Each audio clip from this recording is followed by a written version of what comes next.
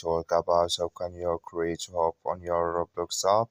We're going to figure out this situation or know how you can do that on your Roblox app. So all you have to do, just go down, click here on more down here. So when you just click here on more here, it's going to show for you a list like this here.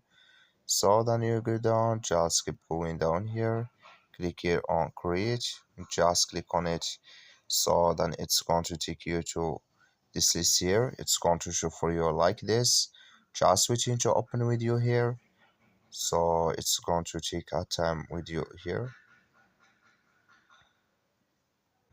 So in here can you create your here can you create your hub in this list, and here can you so just watch this video how to start to create here, or here can you download your Roblox studio, and here can you create it in this list here on your Roblox app.